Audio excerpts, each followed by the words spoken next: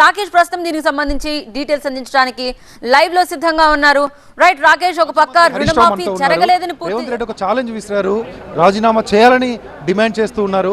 మీరు ఎట్లా స్పందిస్తారు? రుణమాఫీ జరిగిందని ప్రభుత్వం చెప్తుంది, సగమే రుణమాఫీ జరిగింది, సంపూర్ణ రుణమాఫీ జరగాలని మీరు అంటున్నారు. ఏంటి లెక్కలేంటి? ఇప్పుడు ప్రైమరీ స్కూల్ పిల్లగాని అడిగినా చెప్తాడు కాదే. రేవంత్ రెడ్డి క్యాబినెట్ మీటింగ్ అయిన తర్వాత 31,000 కోట్ల రుణమాఫీ చేయబోతున్నాము, 46 లక్షల మంది రైతులకు రుణ విముక్తి కలిగించబోతున్నామని స్వయంగా రేవంత్ రెడ్డి క్యాబినెట్ మీటింగ్ తర్వాత చెప్పారు. నిన్న ఖమ్మం మీటింగ్లో ఏం చెప్పారు? కేవలం 17,000 కోట్లు మాత్రమే రుణమాఫీ చేశామని, అది కూడా మరి 24 లక్షల మంది రైతులకు మాత్రమే రుణమాఫీ చేశారు. దీన్ని బట్టి స్పష్టం కుల్లా కదా, 46% మంది రైతులకు మాత్రమే ఈరోజు రుణమాఫీ జరిగింది. అందుకే నేను రేవంత్ రెడ్డి గారికే వదిలేస్తా ఉన్నా. ఏ డేట్ పోదాము, ఏ టైం పోదాము, ఏ ఊరికి పోదాము, ఏ మండలానికి పోదాము, ఏ జిల్లాకు పోదాం, నువ్వే డిసైడ్ చేయి. ఆ ఊళ్ళోకి పోయి అడుగుదాం, రుణమాఫీ అయిందా కాలేదా. మొత్తం మంది రైతులు రుణమాఫీ అయిందని చెప్తే నేను అక్కడికక్కడే రాజీనామా నీ చేతిలో పెట్టి వెళ్ళిపోతా. లేదు కాలేదని ఆ ఊర్లో ఎవరైనా రైతులు చెప్తే నువ్వు రాజీనామా ఇవ్వడానికి సిద్ధంగా ఉన్నావా అని రేవంత్ రెడ్డిని అడుగుతున్నా.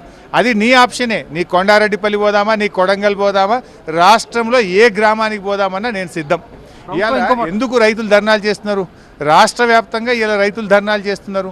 ఇవాళ మా బీఆర్ఎస్ పార్టీ కార్యాలయానికి 1,16,000 మంది రైతులు మాకు రుణమాఫీ కాలేదని మా ఆఫీస్కు వాట్సాప్ కాల్లో ఈరోజు ఫిర్యాదులు వచ్చినాయి. 1,16,000 ఒక్క మా ఆఫీస్కే వచ్చినాయి. అంటే ఈ రాష్ట్రంలో ఎన్ని లక్షల మందికి రైతులకు రుణమాఫీ జరగలేదు? నువ్వు ఏం చెప్పినావు ఆ రోజు? 31,000 కోట్లు అన్నావు కదా, చేసింది 17,000 కోట్లే కదా, మరి మిగతా 14,000 కోట్లు రుణమాఫీ జరగనట్టే కదా.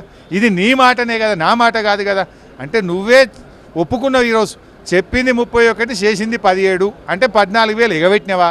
తప్పైంది, క్షమించండి, నేను 17,000 చేసినా ఇంకా 14,000 ఎగబెట్టినా అని చెప్పి మరి నువ్వు 15 ఆగస్టులోగా మొత్తం 31,000 కోట్లు చేస్తా అని చెప్పి నువ్వు చేసింది 17, ఎగబెట్టింది 14. గదే కదా మేము మాట్లాడుతున్నది. ఈ విషయంలో ప్రభుత్వం ఇంకో మాట కూడా చెప్తుంది, కొన్ని టెక్నికల్ ఇష్యూస్ ఉన్నాయి, ఇంకా రుణమాఫీ కొనసాగుతుంది. ఆ టెక్నికల్ ఇష్యూస్ అన్ని క్లియర్ చేయడానికి కలెక్టర్ ఆఫీసులలో స్పెషల్ సెల్స్ ఏర్పాటు చేశాం, రైతుల్ని సంప్రదించాలని కోరుతున్నామంటూ చెప్తా ఉంది. అంటే ఇంకా విండో క్లోజ్ అవ్వలేదు, ఇంకా రుణమాఫీ చేస్తామని సంకేతాలు ఇస్తుంది. గతంలో లేని టెక్నికల్ ఇష్యూస్ ఇప్పుడు ఎందుకు వచ్చినాయి? పోయినసారి మేము ₹1,00,000 రుణమాఫీ చేస్తే 36 లక్షల మంది రైతులకు జరిగింది.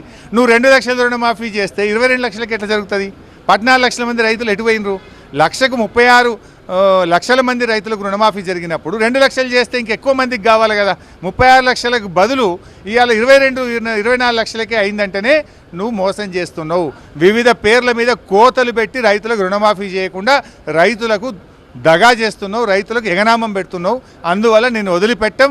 చివరి రైతుకు రుణమాఫీ అయ్యేదాకా బీఆర్ఎస్ పార్టీ రైతుల పక్షాన పోరాటం చేస్తారు. సీఎం ఓట్లేసిన ప్రతి గుడికి మీరు వెళ్తా అంటున్నారు, మీరేం చేస్తారు? గుడికి వెళ్ళి ఏం చేస్తారో మీరు చూడండి. ఎందుకంటే ఈ ముఖ్యమంత్రి గారు రైతు ద్రోహమే కాదు, దైవద్రోహం చేసిండు. సో పాలకుడే దైవద్రోహం చేస్తే రాష్ట్ర ప్రజలకు ఏదైనా నష్టం జరగయిక్క అన్నది నా బాధ. అందువల్ల ఆ దేవుని దగ్గరికి పోయి ఈ పాపాత్ముని క్షమించు, ఈ ప్రజలకు, తెలంగాణ ప్రజలు మంచివాళ్ళు, ఈ ప్రజలకు ఏమి కీడు కలిగించొద్దని ఆ దేవుణ్ణి వేడుకోవడానికి వెళ్తాం. Thank you. ఇది ఖచ్చితంగా ఒక సవాల్ విసురుతున్నాను. రాష్ట్రంలో ఏ గ్రామంలోకైనా వెళ్ళి మాట్లాడదాము, ఆ గ్రామ ప్రజలను అడుగుదాము. గ్రామంలో సంపూర్ణంగా రుణమాఫీ అయింది, అందరికీ రుణమాఫీ అయిందంటే నా రాజీనామాను అక్కడే ఇచ్చేస్తాను, రుణమాఫీ కాలేదని అక్కడన్నటువంటి రైతులు చెప్తే రాజీనామాకు మీరు సిద్ధమా అంటూ రేవంత్ రెడ్డికి సవాల్ విసురుతున్నారు హరీష్ రావు. అదేవిధంగా రేవంత్ రెడ్డి సీఎంగా ఎక్కడెక్కడికైతే ఒట్లు వేసి రుణమాఫీ చేస్తామని చెప్పారో ఆ గుడిని సందర్శిస్తాను, ఆ గుడిని సందర్శించి అక్కడే దేవుణ్ణి వేడుకుంటాను, రాష్ట్రానికి ఏం జరగకుండా కాపాడాలని చెప్పేసి హరీష్ రావు అంటున్నారు. Vote studio.